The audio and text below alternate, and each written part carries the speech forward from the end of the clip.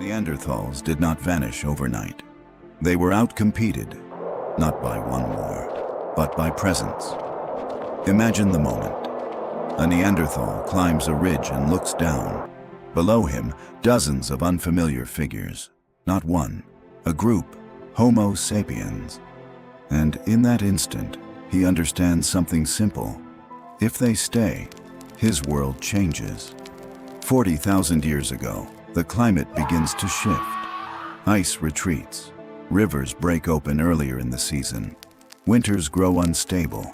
This is not gentle warming. It is unpredictability. Hunting becomes unreliable. Migration routes shift. Animals no longer move where they used to. Inside caves, rockfalls increase. Fires die in the cold air. The environment is no longer dependable. Neanderthals had survived here for hundreds of thousands of years. They knew the land, but now the land is changing, and something else appears with it. First, smoke in the distance, then footprints, not theirs, Homo sapiens.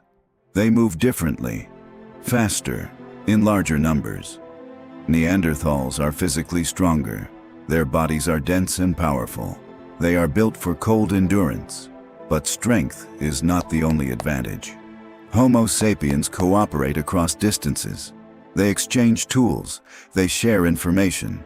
If one group fails, another compensates. That flexibility matters. Then the hunger begins. A herd does not return. Children weaken. Food stores shrink. Hunger does not shout. It pressures. And in moments like this, fear becomes secondary. Two fires burn in the same valley. Smoke rises into the same sky. At first, tension, then observation, then cautious proximity. They are different. Neanderthals, heavy, resilient, physically dominant. Homo sapiens, lighter, more connected, socially expansive. One species relies on strength, the other relies on networks. When the climate is unstable, adaptability becomes decisive. Neanderthals are fewer in number. Each loss is significant. Each harsh season reduces their population. Homo sapiens are more numerous, more flexible, better connected. And over generations, something begins to happen.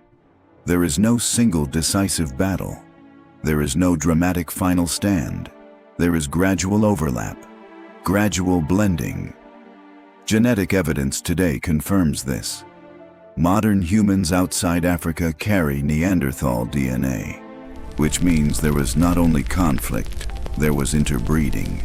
There were shared descendants, and eventually there were no longer fully separate Neanderthals. They did not disappear in flames, they were absorbed. So here's the real question. If they vanished, why do we still carry them? Who replaced whom? Or did two human species simply merge in a changing world? The end of Neanderthals may not have been extinction. It may have been transformation.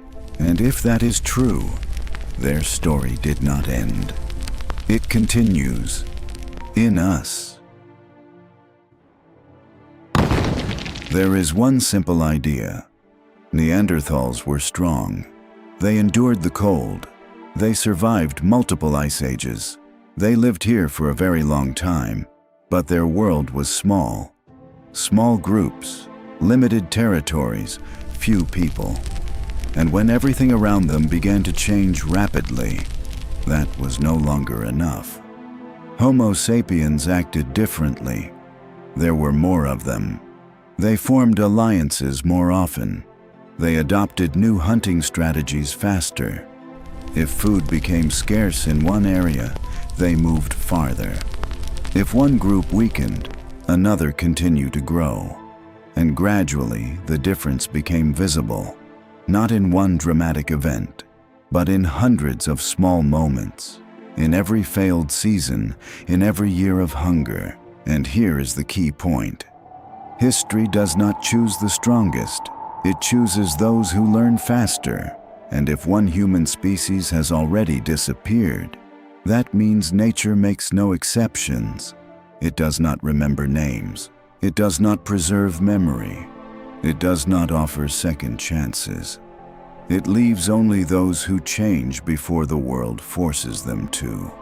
And if the world becomes unstable again, the question is no longer what happened to the Neanderthals. The question is, who will be next?